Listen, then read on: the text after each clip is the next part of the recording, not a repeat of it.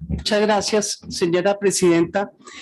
Una congratulación al colega de bancada, Gustavo Bolívar, por ponernos a meditar sobre la coyuntura, en qué país estamos y para dónde vamos. Es esencial cuando nos aprestamos a estudiar la reforma tributaria y el presupuesto. Y aquí pues uno tiene que decir una serie de verdades obvias, pero que se nos olvidan. La primera de ellas es que una sociedad que no sea capaz de cobrar los impuestos necesarios no puede garantizar los derechos, ningún derecho, ni el de la propiedad privada, que necesita todo el gasto ingente en el sistema de justicia, de orden público, de seguridad, ni los básicos sociales de la población como la salud y la educación. Es una verdad de apuño que se nos olvida muchísimo y hay que hacer la historia de las reformas tributarias para encontrar el quiebre por allá a comienzos de siglo, cuando el sistema tributario se reformó para rebajar los impuestos y desde entonces venimos padeciendo un enorme déficit en materia de gasto social. Lo segundo es que tiene toda la razón Miguel Uribe y Ciro Ramírez. Uno no puede cobrar impuestos sin que haya una base material que los sostenga. Los impuestos tienen que corresponder a la riqueza material y por encima de toda la capacidad de pago de quien los debe sufragar. De ahí la necesidad tan importante de la progresividad fiscal, que aquí también echamos mucho de menos. Entonces, en este orden de ideas, yo quiero unir esta reforma tributaria y este balance que hacemos hoy al presupuesto que se nos ha presentado a estudio, porque el espejo también es un reflejo, el presupuesto es como el espejo de la sociedad toda y por encima de todo de la política oficial. Ahí es donde se plasman los discursos. Y en este presupuesto que nos han presentado, hay unas cifras de gravedad, no sé, ministro, si hayan cambiado o desde luego las vamos a tener que cambiar. Porque, mire, la deuda pública, el servicio de la deuda es el primer gasto por encima de todos, por encima de educación, por encima de seguridad, por encima de salud. 78 billones de pesos con un aumento de 6.3 billones sobre este año. En cambio, la inversión se reduce de 69,6 billones en el 22 a 62,9 en el 23, con una reducción de 7.3 billones. Entonces, ahí ya vamos en 13.6. Y de esa inversión, para que vean el espejo de la política oficial, 4.6 billones son en inversión social y en reconciliación. Es algo verdaderamente espeluznante. No, no es reconciliación, solamente en inclusión social, en el Departamento de Prosperidad. Hay una reducción de 4.6 billones de pesos en inversión.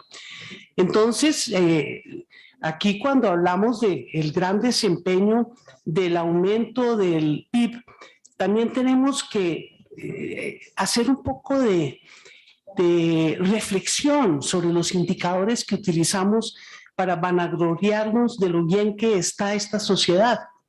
Y sí, el ministro lo ha dicho, todo el mundo confirma, el PIB se ha comportado divinamente, pero el PIB no refleja crecimiento social, solamente crecimiento económico.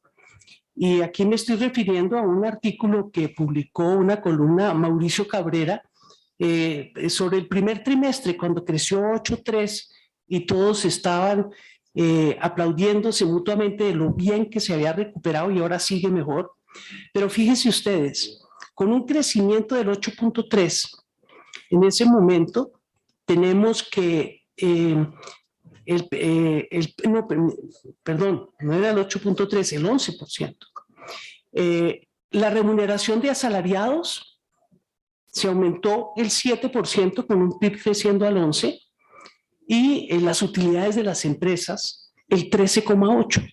Entonces hay que ver que no todo el mundo gana lo mismo cuando crece la economía, ¿sí? Los asalariados, en este caso, la mitad de lo que pudieron conseguir de utilidades los dueños del capital. Y miren la inflación. La inflación para los pobres, 15,5%. Y para los ingresos altos, 9,9%. Otra vez se llevan el bulto.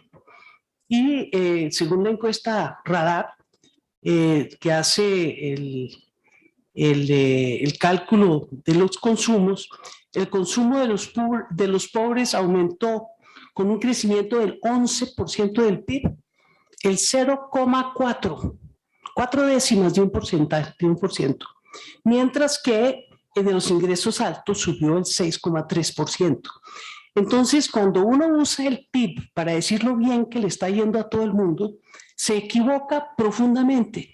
Ya la OCDE está buscando una batería de indicadores para que podamos analizar la economía en su conjunto y no solamente una cifra que parece que suena muy bien, pero que le funciona a una parte de la sociedad y no refleja lo mal que le está yendo a la otra parte de la sociedad, que desde luego son el inmenso porcentaje de personas pobres en este país. Recordémonos que el salario mínimo, que está en 1 millón de pesos, es el salario medio, y la mitad de la fuerza de trabajo de Colombia, de la fuerza ocupada, incluyendo toda la informalidad, pues es la mitad, es el 50%, o sea, el 50% de las personas ganan de menos de 1 millón de pesos. Entonces sí, senador Miguel Uribe, esta reforma tributaria busca ser algo más redistributiva. No se la está cargando a los pobres, como lo hacía la reforma Carrasquilla, que pretendía poner a tributar a quienes devengaran 1,5 millones de pesos mensuales para arriba. Esta se está concentrando en 10 millones de pesos para arriba. Sí, es la clase media con mayor poder de compra. No son los ricos de Colombia, pero sí son los menos pobres de Colombia, cuando consideramos que el grueso de la población tiene que valérselas con menos de un salario mínimo legal mensual. Y finalmente, quisiera plantear el último tema. Bruce McMaster siempre cita una cifra que ya descolgaron de la página del Banco Mundial por problemas de ética y de técnica, que era la cifra de doing business. Entonces él sumaba peras con manzanas. Entonces decía, renta tanto, IVA tanto, industria y comercio tanto, los empresarios pagan aquí el 80% de sus utilidades en impuestos. Pues la tuvieron que descolgar, oiga, por problemas éticos y técnicos, porque eso es pura paja.